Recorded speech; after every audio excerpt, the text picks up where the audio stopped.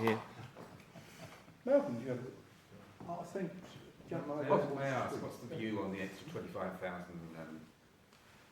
operations?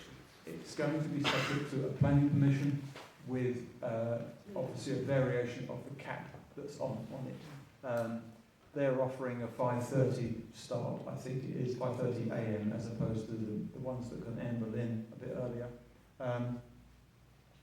But that again, we don't know the full details of it. It's just a Brexit boost that was advertised by the publicity campaign on behalf of Heathrow. I mean, the cap is there for a reason, isn't it? You know, to protect people. Yeah. I can also tell you that I think there is another individual that promotes figures to us. I can't forget, I've forgotten his name now, I think it's Dave Reed. Yeah, Dave Reed. And I actually saw, I think in September, around about the 15th of September, Heathrow permitted before 6 o'clock, they permitted something like 16 flights to land, because obviously they were blown in early. So that uses a quota from one side and moving it over to the other. So we had a particularly bad morning then, and they were all over Windsor at the same time. Or they were landing over Windsor. I can wrap that up alongside the LANC report. That's the Local Authorities Aircraft Noise Council. There's 20 odd members of that, mainly boroughs, London boroughs, and a couple of parish councils and a couple of residents groups, so it's quite representative.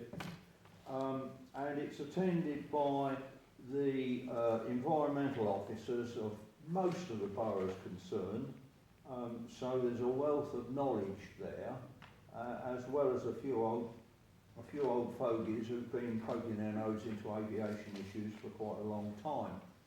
I happen to chair that, which is quite challenging at times. We should have been having a meeting of the Executive Committee this Friday, but we found that it clashes with SASIG, the meeting which was referred to earlier, which is a special group of the Local Government Association.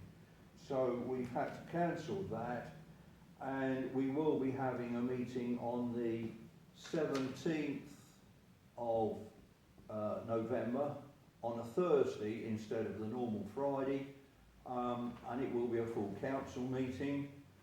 That will be held as usual in Staines Town Hall, and if there's any observers want to come along and keep quiet, they can come along and do so. So really, we're slightly in a void at the moment, because we should have been having a meeting this week, which means that the last meeting was quite a long while ago. We are looking at the issues concerned, and all of the councils involved in the potential judicial review are active members of the Local Authorities Aircraft Noise Council. We will be trying to, as happened with Terminal 5, bring other people into the fold so as to spread the load. And it will be reviewing the proceedings as are ongoing.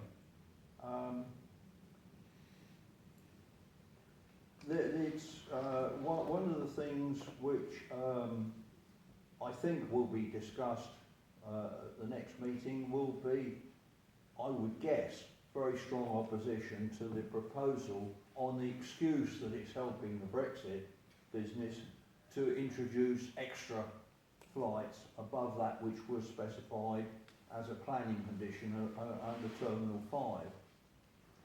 The airport are arguing about their maximum capacity, but it's not maximum capacity necessarily in the air. They haven't got room to move around the planes on the ground. And I have sat in a number of the Heathrow Airport Consultative Committee meetings, and I congratulate our chairman on his activity there. He really puts his finger on things, and gets them in a bit of a tiz at times, which is what I think the purpose